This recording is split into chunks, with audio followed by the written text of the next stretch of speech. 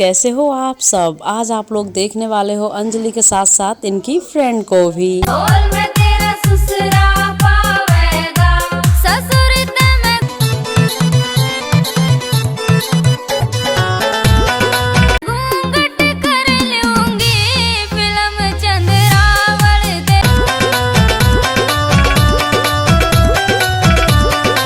दोस्तों आज आप लोगों ने अंजलि के साथ साथ एक छोटी सी क्लिप में देखा है खुशी वर्मा को भी।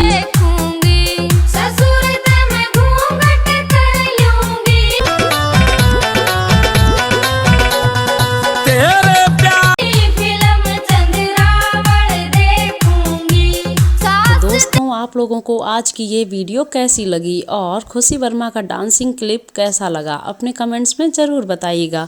क्या आप लोग खुशी वर्मा को और भी देखना चाहते हैं तो कमेंट कीजिए। Thank you.